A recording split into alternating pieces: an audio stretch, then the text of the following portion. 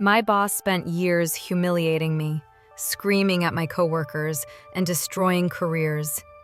What he didn't know was that every single debt collector looking for him had been calling my phone for 20 years. And one day, I decided to stop blocking the calls. Hi, my name is Emily, and if you've ever felt powerless under a cruel boss, if you've ever swallowed your anger just to survive another workday, then this story is for you. Before we begin, make sure to like, subscribe, and settle in, because this is not just a revenge story. This is karma, taking its time. This story starts long before offices, deadlines, or screaming managers. It starts with a phone. Back in 2004, mobile phones were still a luxury where I grew up. Not everyone had one, and the ones that existed were bricks. Heavy, gray, indestructible. I'd just finished high school, and my parents bought me my first phone. A secondhand Nokia, the kind you could probably survive a car accident with. I remember holding it in my hand and thinking, one day, I'll buy a new phone with my own money. That mattered to me, because school had always been my thing. I worked hard. I won academic awards, district-level competitions, certificates my parents framed and hung proudly in the living room. When college started, reality hit fast. My commute was brutal. 2 hours each way. Crowded buses, standing room only. I would leave home before sunrise and come back exhausted, my head buzzing with lectures and deadlines. Then, during my first year of college, something unexpected happened. The awards I had won in high school were finally being distributed. One of them was from a nationalized bank. And when I opened the envelope, I realized I finally had enough money to buy my own phone. Not fancy, just new. Mine. I walked into a shop and bought a Sony Ericsson K300i with a premium SIM card. I remember how light it felt compared to my old Nokia. How proud I was. That feeling lasted exactly 3 days. On the third day, my phone rang. Unknown number. I answered. Hello? Is this pizza? I laughed politely and said, sorry, wrong number. It happened again that afternoon, and again the next morning. Different voices, different companies, same name. Pizza. Banks, credit card companies, financial institutions. At first, I was patient. I explained the number had changed hands. I assumed the calls would stop. They didn't. They multiplied. Back then, blocking numbers wasn't cloud-based. It was phone-specific. Every time I upgraded my phone, I had to start from scratch. So I started keeping a list. 1 number, 2, 10, 50. Years passed. New phones, new jobs, sane calls. Is this pizza?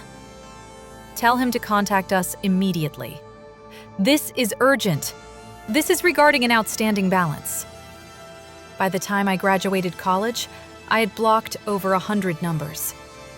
Pizza became this invisible ghost in my life. Someone I had never met. Someone who caused my phone to buzz during exams, dinners, meetings. I hated the name. In 2009, I got my first real job. Fresh graduate, nervous, hopeful. By 2010, I was assigned to a new project, and everyone warned me. They leaned in when they talked about it, lowered their voices. Be careful. That project burns people out. The manager is difficult. His name was Bits. Just Bits. From day one, he ruled through fear. Emails started before we even reached the office. Messages marked urgent, then revised, then contradicted. Deadlines changed daily, sometimes hourly. He demanded late nights, weekends, holidays. He hovered over our desks, reading over shoulders, correcting things that didn't need correction. And when something went right, he took the credit. When something went wrong, he exploded, publicly. Meetings were scheduled during lunch breaks, after hours, sometimes just to remind us who was in control. I remember sitting at my desk one evening, fluorescent lights humming, stomach growling, watching my inbox fill with his emails. My hands would actually shake when his name popped up. He humiliated people, reduced grown adults to silence. And the worst part? He enjoyed it. I felt ashamed knowing he came from the same area as me, the same schools. It felt personal, even though it wasn't. Or so I thought. In 2012, our company merged with its parent company. New infrastructure, new systems, and suddenly, we had an organizational chart, Outlook profiles, full names. One afternoon, I clicked his profile, and my breath caught. Same spelling, same region code. My mind raced. I tried to rationalize it. It was a common name. Could be coincidence, but something wouldn't let it go. So I reached out to an old mentor, someone who had coached students in our area for decades. I asked casually. He paused, then confirmed it. Bits. Pizza. Same person. I sat there, staring at my phone. For almost 10 years, I had been blocking calls meant for him. For years, I had swallowed his abuse at work. And now I knew. The man who made my life miserable was the same man hiding from banks, creditors, and debt collectors. Something inside me snapped. I didn't scream. I didn't confront him. I did something far more dangerous. I opened my blocked numbers list, and I started unblocking. One by one. 50. 100. 150. My phone became loud again. 15. 18 calls a day. This time, I answered. Politely. "Oh, he changed his number," I'd say warmly. "Let me give you the updated one so you can fix your records." I gave them his current number. Sometimes I added something extra. "If you can't reach him, here's his manager's number too." I told myself I was just correcting records, nothing more. The calls exploded. These companies had been chasing him for nearly a decade. Debts sold, resold, escalated. He had taken loans in his wife's name, his parents', his relatives.